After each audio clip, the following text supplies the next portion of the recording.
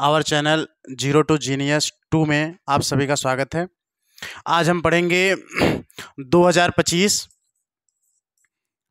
Model paper. जो बचा था प्रश्न उसके आगे पढ़ेंगे, ठीक है। प्रश्न नंबर 10 ये था, प्रतिवर्ती क्रिया से आप क्या समझते हैं।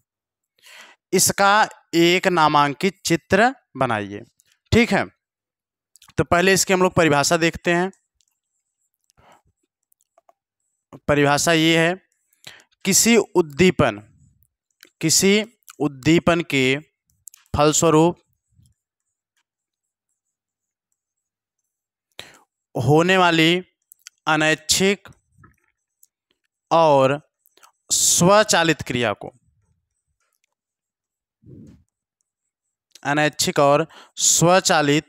क्रिया को प्रतिवर्ती क्रिया कहते हैं।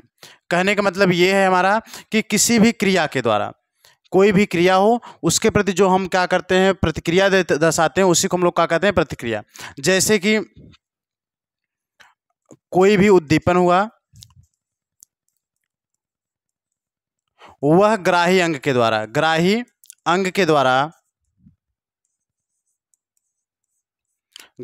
जैसे त्वचा,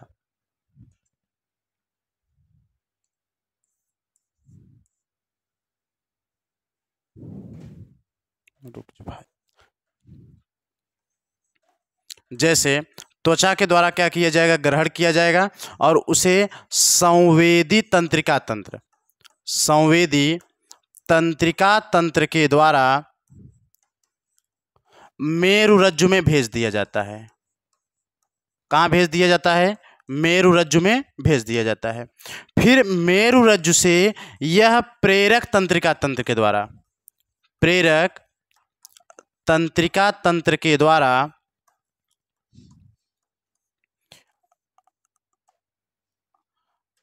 पेशियों में आता है।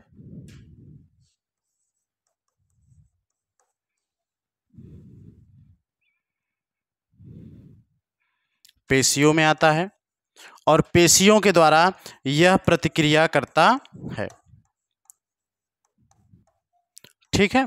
और जितनी भी प्रतिवर्ती क्रियाएं होती हैं, ये सभी प्रतिवर्ती क्रियाएं तुरंत होने वाली है, इसलिए इसे मेरुरज्जु के द्वारा क्या की जाती है, स्वचालित। मतलब सभी भी क्रियाएं जो भी होती हैं वह मेरुरज्जु के द्वारा क्या की जाती है, संपन्न की जाती है, ठीक है।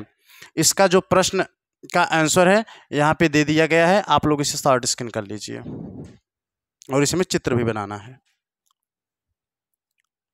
ठीक है। अगला प्रश्न हमारा है, ओजोन परत की क्षति हमारे लिए चिंता का विषय क्यों है और इस क्षति को सीमित करने के लिए क्या कदम उठाए गए हैं। ओजोन परत का जो सूत्र होता है, पहले देखिए, ओजोन परत का सूत्र O3 होता है, ठीक है। और जो ओजोन परत होती है, यह सूर्य से आने वाली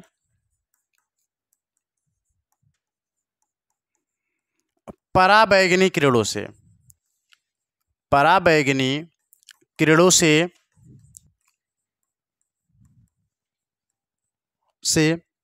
सुरक्षा करती है, ठीक है। और पराबैंगनी किरणों से बहुत सारे क्या होते हैं, रोग उत्पन्न होते हैं, ठीक है। और उसमें यह बताया गया कि O3 ओजोन परत जो होती है, ओजोन परत की जो क्षति होती है,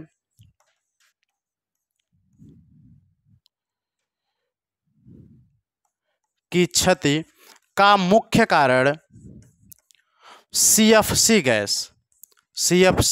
गैस होती है, जिसे फ्रेयान भी कहते हैं।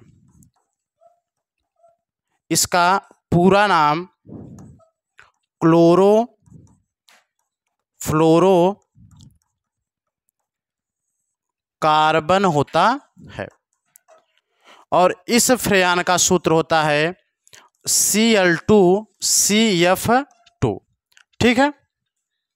चलिए इसके बारे में हम आगे और पढ़ते हैं। बताया गया कि ओजोन परत जो होती है, इससे त्वचा कैंसर, ठीक है, त्वचा में जलन, कम उम्र में बाल का पकना और सारी बीमारियां उत्पन्न होती हैं, जिसके कारण हमारे लिए क्या है, ओजोन परत की क्षति हमारे लिए चिंता का विषय है। और इसको सीमित करने के लिए अनेक कदम उठाए गए हैं। जैसे देखिए, सन 1987 में संयुक्त राष्ट्र पर्यावरण कार्यक्रम में सीएफसी उत्पादन बताया गया ना, क्लोरोफ्लोरोकार्बन उत्पादन को सीमित करने का प्रयास किया जाए। ठीक है। और दूसरी बात ये बताई गई कि सीएफसी गैस रहित रेफ्रिजरेटर बनाने का प्रयास किया जाना चाहिए। ठीक है। तो ये हुआ हमारा क्वेश्चन नंबर 11 का क्या है, आंसर है। अगला प्रश्न है हमारा, अथवा में किन्हीं दो पर टिप्पणी लिखिए। उसमें प्रश्न नंबर 1 ये था, मानव हृदय का नामांकित चित्र बनाइए। इसमें आप लोगों को केवल चित्र बनाना है, बाकी और कुछ नहीं करना है, उसका नामांकन कर देना है। ठीक है। ये है मानव हृदय का चित्र।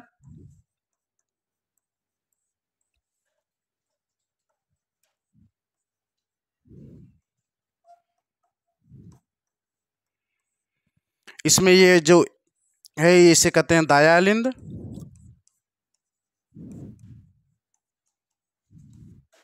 और नीचे के भाग को कहते हैं दायानिलय।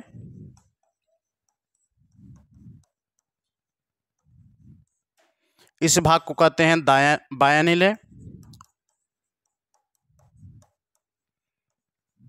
और इस भाग को कहते हैं बायां अलिंद। ठीक है। इस चित्र को बना लीजिएगा।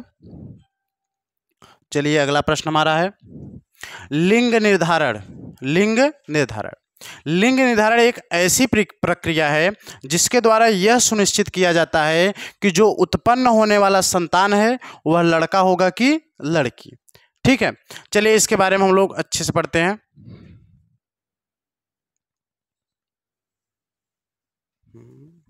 चलिए, मानव में कुल 46 गुणसूत्र होते हैं, जिसमें 2 भाग होते हैं। एक होता है अलिंग गुणसूत्र,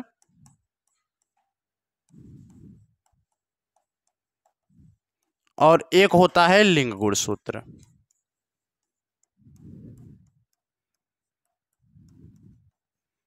जो अलिंग गुणसूत्र होता है, इसकी संख्या नर या मादा दोनों में बराबर होता है। कितना होता है? 44। किंतु जो अलिंग गुणसूत्र होता है, यह नर में होता है 2, X और Y। ठीक है। और मादा में भी इसकी संख्या 2 ही होती है, किंतु XX होता है। ठीक है। चलिए अब ध्यान सुनिए। उसमें बताया गया कि नर और मादा, नर में XY गुणसूत्र और मादा में XX गुणसूत्र। ठीक है। जब नर का X गुणसूत्र वाला शुक्राणु मादा के किसी भी अंडाणु से, चाहे इस वाले X से चाहे इस वाले X से, दोनों में से किसी एक भी X से संलयित होगा तो बना लेगा XX। ठीक है। तो उत्पन्न संतान जो होगी वह क्या होगी? लड़की होगी। ठीक इसी प्रकार जब नर का Y वाला गुणसूत्र मादा के किसी भी अंडाणु से संलयित होगा तो जो उत्पन्न होने वाला संतान होगा वो क्या होगा? लड़का। ठीक है, क्योंकि XY बनेगा। और इसमें यह बताया गया कि जो उत्पन्न होने वाला संतान होता है वह मादा के गुणसूत्र पे न निर्भर होकर नर के गुणसूत्र पर क्या होता है? निर्भर होता है। क्योंकि नर का जो गुणसूत्र होता है वह विषम युग्मजीय होता है, XY पाया जाता है, और जो मादा का होता है उसमें क्या पाया जाता है? XX। इसलिए जो उत्पन्न होने वाला संतान होता है वह नर के गुणसूत्र पे निर्भर करता है, न कि मादा पर। ठीक है। इसका आंसर आप लोग किस पेज पे है? चलिए अगला प्रश्न पढ़ते हैं। लास्ट प्रश्न है खाद्य श्रृंखला। ठीक है। पारिस्थितिक तंत्र में